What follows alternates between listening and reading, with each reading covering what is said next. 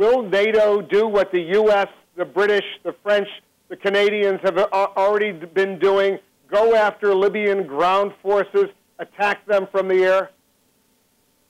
It is my understanding that NATO has agreed in principle to accept that mission, and in the coming days, they'll decide exactly how and when they want to execute that mission. It's important to remember that the United States is a NATO member. We participate in those discussions, and I'm confident that those discussions will indeed end with a satisfactory solution for NATO to accept this mission. But in the meantime, until NATO is fully on board for that part of the mission, the U.S. and the others will continue to pound Libyan ground forces that may endanger civilians. Is that right? Until I am relieved of this mission, our mission, my mission, is to protect civilians. And we will take actions consistent with our imperatives of being precise, being very discreet, being conscious of civilian casualties. But there should be no mistake. When we see regime forces attacking civilians, we will stop. We will do everything that we can to stop those attacks. Are you arming the rebels? No. Why not? First of all, I have no authority to do that. Again, our mission is not to support the opposition forces. Our opposition is to prevent civilian casualties. Now, there's a linkage there. Those who are causing civilian casualties are regime forces. So when we destroy or degrade the capability of regime forces, then certainly we are doing that and there is some benefit to the opposition. But we do not operate in direct support of the opposition forces. It makes it sound like the U.S. and its partners are neutral in this civil war that's going on in Libya. Is that right? Our mission is dictated by the UN Security Council resolution.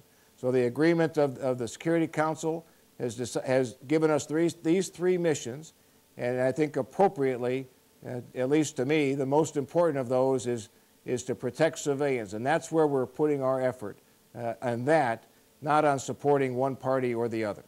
If these rebels, the opposition, and civilians for that matter, are being attacked by Libyan snipers, what do you do about that?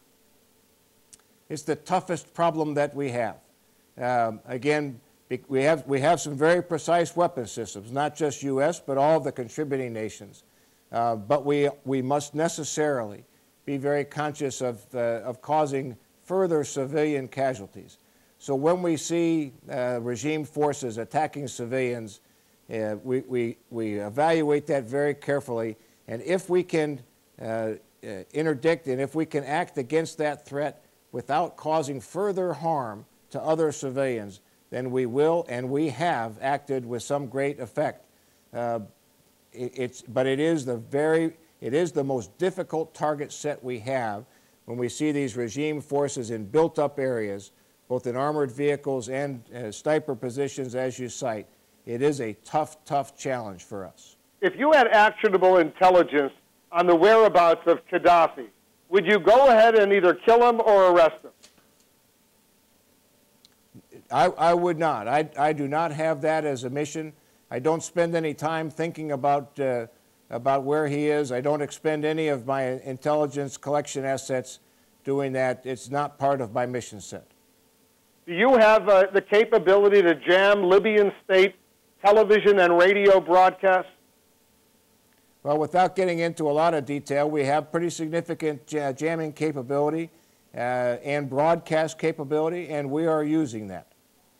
But they're still on the air. Well, I would say we have a capability and we're using it.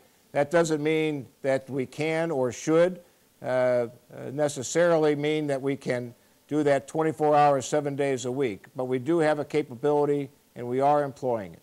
Well, one capability would simply be to use air power to knock out their towers. That hasn't been your mission. Is that what you're saying? No, I'm saying we look at assets that facilitate the regime's command and control, and if we can target those and destroy those without causing civilian casualties, then we will do that, and we have done that. But we always are very precise and always, always very conscious about civilian casualties. Because I raise the question because some argue that those broadcasts endanger civilians in Libya right now, the way Gaddafi's state propaganda machine is using those broadcasts.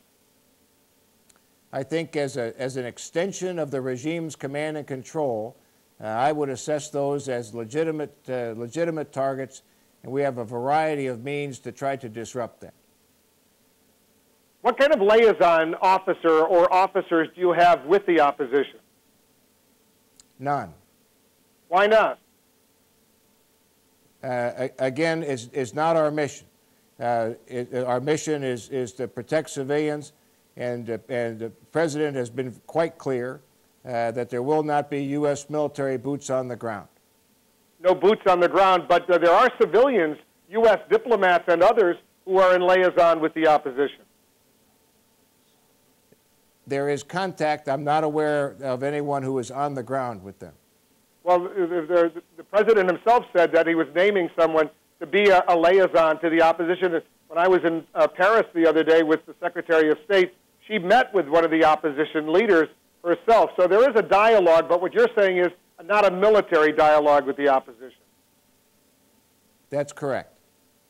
So what's next, General? Give me your bottom line assessment right now. How long is this operation in Libya going to take before you could declare mission accomplished? Well, I think we have accomplished quite a bit already. We will continue until such time as the mission transitions. We will continue to do all we can to protect civilians. That means we attack those regime forces that threaten civilians. We attack his command and control systems that direct those forces, and then we also attack his ability to sustain threats against civilians, whether that's ammunition or fuel or transportation systems as well. And we will continue to execute the no-fly zone. So we'll continue in that way as we have, and we are learning more every day. Our targeting is getting more precise and more effective. But at some point, and I expect this to be in the very near future, we will transition this mission of protect civilians to NATO, and we'll do it, though it is a very complex transition, we'll make that transition happen without any loss of momentum in the execution of the mission. And finally, General, senior officers surrounding Gaddafi, do you see evidence they are defecting? Well, I think there's some indication that I would tell you, frankly, is mostly through the media reporting, that there's at least some wavering. I don't see how they could be in that position and at least not question their ability to continue to exert control. His command and control systems, his forces, certainly there's no Air Force left. All those systems that he used to repress the country have been significantly degraded. So I got to believe that in the minds of some of those inner circle people, there are some questions that are arising as to whether or not this is in fact the best course of action for them. This is my last question, General, and it's an opportunity for you. CNN is seen live around the world, including in Libya. And officers, you're military to military, the officers surrounding Gaddafi might be watching right now. Gaddafi might be watching, his sons might be watching. Look into the camera. What would you say to them right now, officer to officer? I would say comply with the will of the international community as outlined in the United Nations Security Council Resolution 1973. Cease attacking civilians. Withdraw your arms and your troops from areas in which they are attacking civilians. Serve the people of Libya and not serve this illegitimate regime. General Ham, thanks very much for joining us. Good luck to you and all the men and women you command. Thank you very much, Wolf.